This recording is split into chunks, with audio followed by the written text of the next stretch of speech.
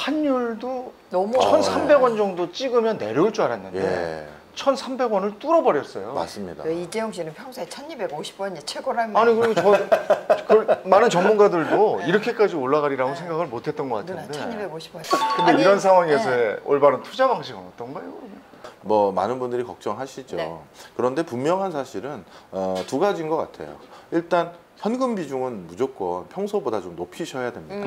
네. 왜냐하면 지금은 저희 같은 사람들도 배웠던 여러 지식 중에는 갑자기 저쪽에서 전쟁이 일어난다든가 갑자기 늘상적으로 수급되고 있던 곡물을 한 국가에서 이제 우리 수출 안 합니다. 이런 것까지 대비하는 어떤 경제 공식이나 이런 건 없어요. 저희도 그런 소식 보면 다시 수정치를 재발표하고 하고 하는데 네. 지금은 좋은 신호보다 나쁜 신호들이 더 많이 잠재되어 있는 것 같습니다. 이럴 때는 예를 들어서 한 2, 3년 뒤에 수확을 할 생각을 하시더라도 미리 돈을 좀 가지고 있다가 뭔가 정말 누가 봐도 문제없는 기업들이 주가가 빠질 때마다 조금씩 분할로 사시는 것도 주식으로서는 괜찮은 방법이고요. 그 다음에 부동산 부분을 많이 말씀하시는데 네. 부동산은 솔직히 저 같은 경제학자들은 이제 예측할 수가 없는 게 네.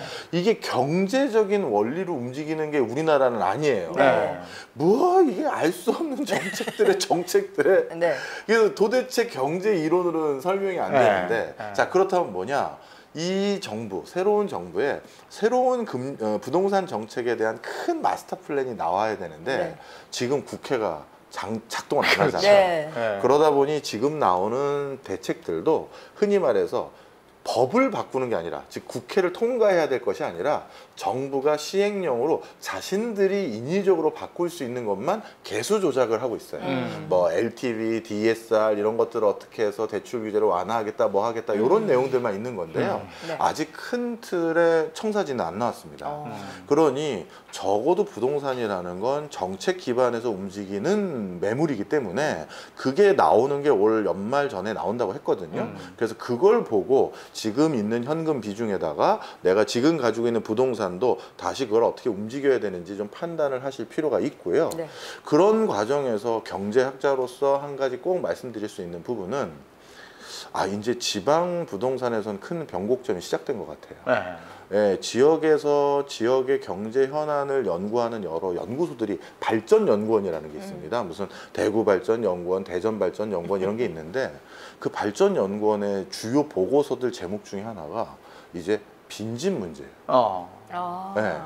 우리 뭐 지방에 빈집 많다 그러면 우리 그 프로 이름이 뭐 삼시세끼인가요? 뭐 네. 그렇게 낙후된 무슨 어촌마을 그 후미진 그런 거 빈집 많은 건 저도 알죠. 그게 아니라 광역시의 빈집 비율이 8%가 넘었어요. 그래요? 네. 그건 왜 그쪽은 공급이 많았나? 공급도 그렇지만 항상 IMF 외환위기, 글로벌 금융위기 이후에는 지역의 경제가 더 빨리 가라앉거든요. 그리고 그쪽은 이렇게 보시면 돼요. 어느 회사가 어려워지잖아요. 근데 그 회사가 없어질 정도가 아니면 서울의 본사는 그대로 있어요. 서울의 본사는 그대로 있고 지방에 있는 1공장, 2공장, 3공장 중에서 회사가 어려우니까 그중에 공장 하나 없애는 거거든요. 그러다 보니 그 공장에 놓여져 있던 지방의 경기는 주저앉을 때가 많아요. 그리고 그 공장들이 있는 거는 무슨 산단 해가지고 비슷한 업종이 같이 있잖아요. 네. 근데 요즘 뭐 예를 들어서 글로벌 금융위기로 조선업이 완전 아니래 라고 해서 내가 구조조정 당해서 나왔다. 그럼 앞에 회사, 길 건너 회사 다 조선업인데 어디 취업을 해요? 그럼 어떻게 된다? 야, 아빠가 서울 가서 배달을 하던 택시를 하던 할 테니 일단 가자 이렇게 돼요. 그래서 위기 다음에는 지방의 광역시 이하 나머지 시군도 전출자가 급격히 늘어나고요.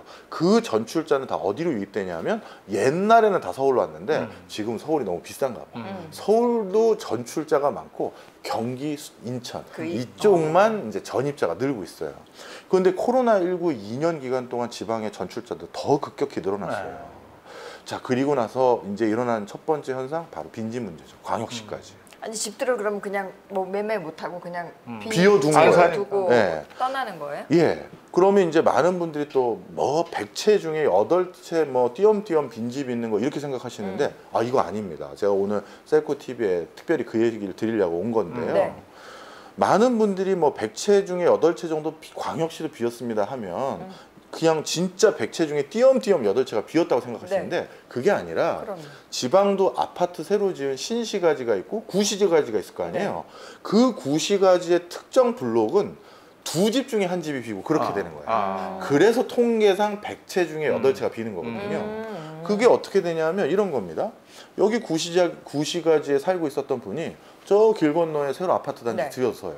야, 저기 가면 뭐 살기 좋대. 주부님도 그런 거 중요시 네. 여기잖아요. 그런데 이제 매물로 내놨는데 안 나가는 거예요. 이 구시가지 집이. 네. 그러면 이 집은 놔두고 이 집 담보로 해서 저기 들어가서 먼저 살다가 팔자 이렇게 되는 거죠.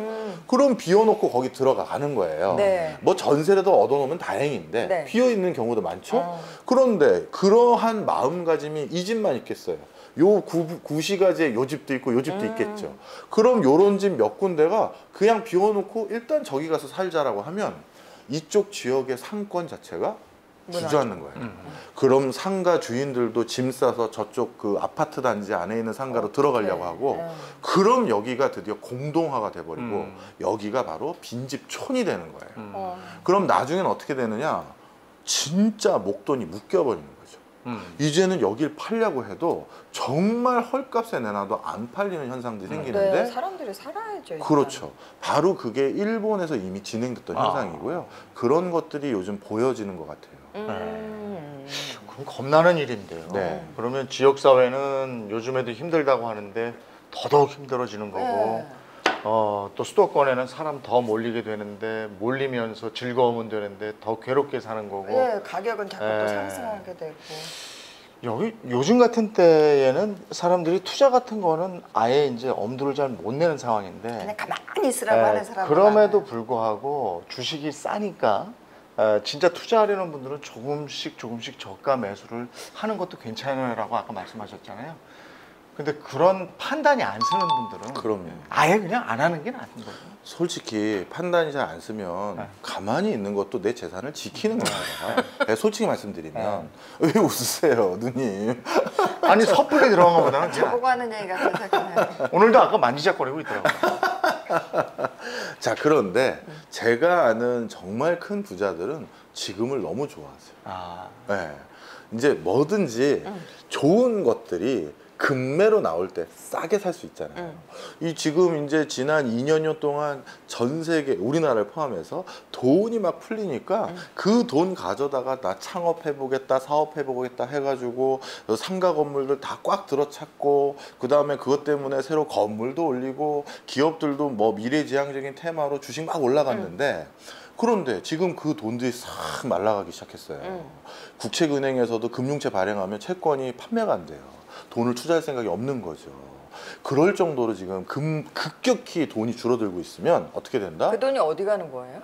지금 누군가 기다리고 있는 거죠. 아, 쉬고 있는. 네, 우리나라 사람들 얼마나 돈 많은데요. 싹 쥐고 있습니다. 뭔가에다 하려고. 지금 사는 게 오히려 적기가 아니라고 생각하는 거예요.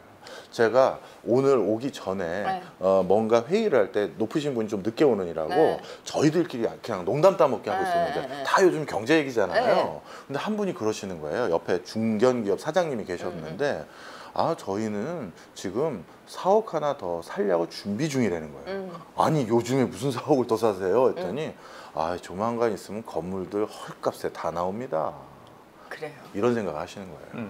실제 IMF 외환위기 때 우리나라 굴지의 아주 요충지에 있는 그 빌딩들 그거 헐값에 사가서 떼돈 번 나라 중에 하나가 싱가포르 국부펀드. 네. 정말 그래서 우리 뭐 론스탄이 뭐 예전 동안 뭐 소송하고 그랬었잖아요. 그걸 우리가 몇 번이나 경험하다 보니까 이들을 아는 거예요. 그리고 실제 그 부동산 매물 보여주는 앱 보여주시면서 이거 봐요. 벌써 대형 사무실은 매물 다 뜨고 오히려 소형 사무실의 매물이 줄어들었다는 거죠. 바로 폐업하는 게 아니라 사무실부터 줄였다가. 줄여야 되잖아요. 그래서 요럴 때 중간에 갈아타려면 소형 사무실 사놔서 1년 동안 거기서 임대료 올려서 제대로 받다가 그거 가지고 대형 사무실 싸졌을 때 그걸로 갈아타서 매수하는 것도 아예 사는 걸 말하는 거죠. 그것도 나쁘지 않다. 이런 말씀들을 하시더라고요. 그래서 지금은 돈 쥐고 어디에 내가 딱 질러야 되는지 보고 있는 분들 많고 아까 회사도 마찬가지예요. 이 회사는 기술력 확실하고 그런데 아직까지 그 사업이 붐업이 안 됐을 뿐이지 이거 조만간 이 알토란 같은 기술과 인력들이 고스란히 매물로 나오겠네. 이런 것들이 우린 투자하는 사람들이니까 주식 사는 사람이니까 곧 보여요. 그런 것들 보이면 너무 성급해하지 마시고 그때 들어가도 충분합니다. 그러면 그거 지금 보인다고 말씀하셨으니까 지금 투자 찬스를 노리고 있는 분들을 위해서 아까 이 부동산이라는 건 너무 큰 돈이니까 네. 못하니까 주식으로 얘기하면 지금 들어갈 만한 섹터는 뭐가 있는지 그거 한 번만 얘기해요. 네, 이것도 이게 부동산과 관련돼서 말씀드리면 그게 꼭 부동산이 돈이 있어야 하는 건 아니잖아요. 우리 리츠라는 부동산을 네. 펀드 주식화해서 같은 하는 것도 있으니 네. 조만간 그런 것들을 회사 차원에서 좋은 부동산을 사서 임대 수익과 매매 차익까지 거두는 저희가 증권화된 상품을 만들었습니다라는 걸 타고 들어가서 네. 그렇게 해서 부동산 수익률을 내가 누리는 것도 방법이고요. 두 번째는 저도 삼성전자 주식 네. 주주로서 말씀드리지만 너무 답을 코스닥에 잘 알지도 못하고 그 회사 CEO가 어떤 사람인지 알지도 못하는데 그거 왜 자꾸 샀다가 상패당하시는지 모르겠어요. 모르겠는 회사. 우리가 전 국민이 아주 눈 이렇게 노려보고 있는 CEO들 이런 사람들은 잘못하기도 쉽지가 않잖아요. 네. 우리 전 국민이 다 아는 어떤 네. 대표이사들이죠. 그런 회사들의 마음 놓고 투자하시는 걸 더 권해드리고 싶어요. 그 중에 하나가 반도체인데요. 네. 그 이유를 좀 말씀드릴게요. 너무 많은 분들이 삼성전자 주식에 요즘 실망을 많이 가지고 계시는데 네. 지난 2년 동안 코로나19 동안 삼성전자의 시장 규모가 훨씬 더 커졌어요. 네. 왜냐하면 평소에 온라인 비대면 ICT 기기로 하는 거 사용 안 했던 나라, 뭐 기업, 기관, 사람들도 갑자기 회사 오지 마라, 학교 오지 마라, 뭐 하지 마라라고 해서 집에서 하래요. 그러다 보니까 노트북 사야 되고 그리고 랜선 연결해야 되고 그걸 통해서 뭐 ICT 기기로 이렇게 온라인으로 뭘 해야 되잖아요. 그게 이제는 말 그대로 삼성의 여러 IT 기기와 반도체 수요를 늘려놓은 거예요. 저는 고등학교, 중학교에서 이렇게 IT 전산 장비를 많이 샀던 기간을 한 번도 본 적이 없어요. 우리 대학교는 많이 삽니다. 근데 중고등학교는 필요 없잖아요. 그런데 이렇게 서버를 막 증설을 한다든가 전 처음 봤어요. 네.